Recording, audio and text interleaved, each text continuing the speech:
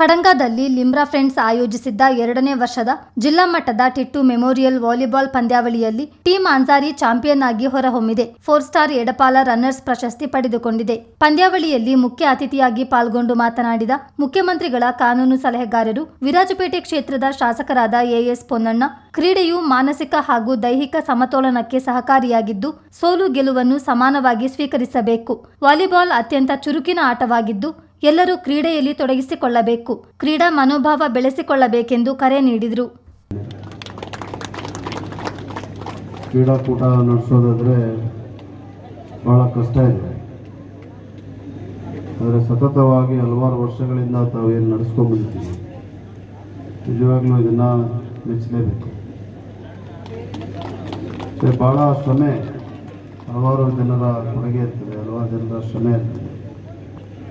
ನೇರವಾಗಿ ಪರೋಕ್ಷವಾಗಿ ಸಹಾಯ ಮಾಡಿರ್ತಾರೆ, ಸಹಕಾರ ಮಾಡಿರ್ತಾರೆ. ಅವರೆಲ್ಲರಿಗೂ ಕೂಡ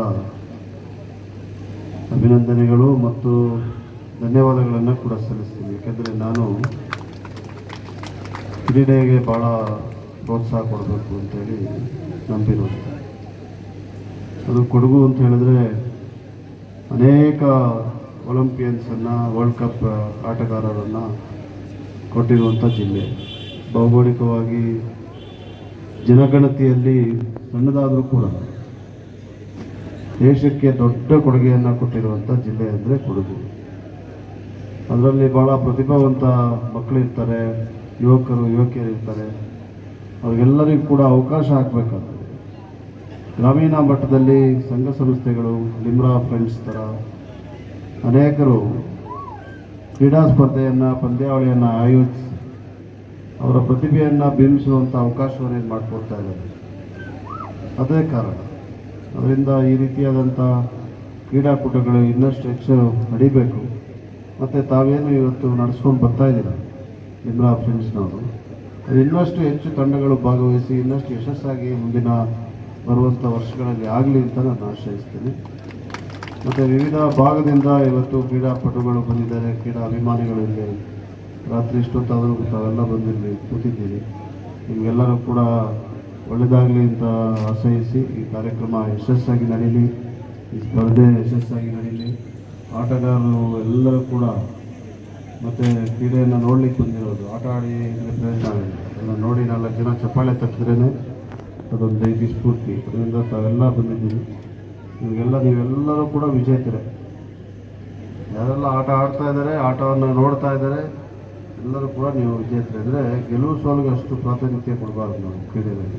ಇಲ್ಲಿರುವಂಥ ತಾವೆಲ್ಲ ಗೆದ್ದಿದ್ದೀವಿ. ಇವತ್ತು ಭಾಳ ಯಶಸ್ಸಾಗಿ, ಸುಂದರವಾಗಿ, ಅದ್ಭುತವಾಗಿ ಕಾರ್ಯಕ್ರಮವನ್ನು, ಕ್ರೀಡಾ ಸ್ಪರ್ಧೆಯನ್ನು ಆಯೋಜಿಸಿದ್ದೀವಿ.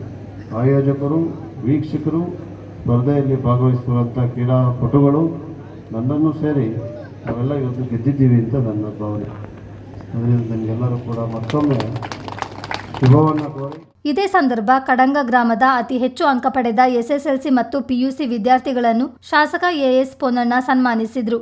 ಲಿಮ್ರಾ ಫ್ರೆಂಡ್ಸ್ ವತಿಯಿಂದ ಶಾಸಕ ಪೊನ್ನಣ್ಣ ಅವರನ್ನು ಗೌರವಿಸಲಾಯಿತು. ವಿಜಯ ಪ್ರೌಢಶಾಲಾ ಮೈದಾನದಲ್ಲಿ ನಡೆದ ಜಿದ್ದಾಜಿದ್ದಿನ ಹೊನಲು ಬೆಳಕಿನ ಫೈನಲ್ ಪಂದ್ಯಾಟದಲ್ಲಿ 4 ಸ್ಟಾರ್ ಎಡಪಾಲ ತಂಡವನ್ನು 21-17, 21-16 ನೇರ ಸೆಟ್ನಿಂದ ಮಣಿಸಿ ಟೀಮ್ ಅನ್ಸಾರಿ ಚಾಂಪಿಯನ್ ಟ್ರೋಫಿಯನ್ನು ಮುಡಿಗೇರಿಸಿಕೊಂಡಿತ್ತು. ಇದಕ್ಕೂ ಮೊದಲು ನಡೆದ ಸೆಮಿಫೈನಲ್ ಪಂದ್ಯಾಟದಲ್ಲಿ ಉಂಡಪಾರ ತಂಡವನ್ನು ಟೀಮ್ ಅನ್ಸಾರಿ ತಂಡ ಸೋಲಿಸಿ ಫೈನಲ್ಗೆ ಅರ್ಹತೆ ಗಿಟ್ಟಿಸಿಕೊಂಡಿತ್ತು. 2ನೇ ಸೆಮಿಫೈನಲ್ನಲ್ಲಿ ಇಂಡಿಯನ್ ಆಟೋಲಿಂಕ್ಸ್ ತಂಡವನ್ನು 4 ಸ್ಟಾರ್ ಎಡಪಾಲ ತಂಡ ಮಣಿಸಿ ಫೈನಲ್ಗೆ ಲಗ್ಗೆ ಇಟ್ಟಿತ್ತು. ಪಂದ್ಯಾವಳಿಯಲ್ಲಿ ಉತ್ತಮ ಪಾಸರ್ ಆಗಿ ಟೀಮ್ ಅನ್ಸಾರಿ ತಂಡದ ಆದಿಲ್, ಉತ್ತಮ ಅಟ್ಯಾಕರ್ ಆಗಿ 4 ಸ್ಟಾರ್ ಎಡಪಾಲ ತಂಡದ ಸಂತು, ಬೆಸ್ಟ್ ಬ್ಲಾಕರ್ ಆಗಿ 4 ಸ್ಟಾರ್ ತಂಡದ ಪ್ರಜ್ವಲ್, ಉತ್ತಮ ಆಲ್ರೌಂಡರ್ ಟೀಮ್ ಅನ್ಸಾರಿ ತಂಡದ ಸ್ಯಾಂಡಿ, ಉತ್ತಮ ಡಿಫೆಂಡರ್ ಪ್ರಶಸ್ತಿಯನ್ನು 4 ಸ್ಟಾರ್ ತಂಡದ ಕುಟ್ಟಪ್ಪ ಪಡೆದುಕೊಂಡರು. ಅಂತಾರಾಷ್ಟ್ರೀಯ ತೀರ್ಪುಗಾರರಾದ ಕೇರಳದ ಸುನಿಲ್ ಹಾಗೂ ವಿಜೇಶ್ ತೀರ್ಪುಗಾರರಾಗಿ ಕಾರ್ಯನಿರ್ವಹಿಸಿದರು. ಕೇರಳದ ಪ್ರಖ್ಯಾತ ವೀಕ್ಷಕ ವಿವರಣೆಗಾರ ಸಾಜಿ ವೀಕ್ಷಕ ವಿವರಣೆ ನಡೆಸಿಕೊಟ್ಟರು. പ്രതിജ്ഞാവാചകം ഉരുവിടേണ്ട സമയം ഇവിടെ ഇരു ടീമും ഓരോ പോയിന്റിനു വേണ്ടി കച്ചമുറുക്കുന്ന കാഴ്ച. 3-4 മിന്നൽ പിണർ അറ്റാക്ക്. 1 സാരി ടീം ഈ കടങ്ക സ്റ്റേഡിയം സാക്ഷ്യം വഹിക്കുന്ന വിവരം സന്തോഷപൂർവ്വം അറിയിക്കുകയാണ്.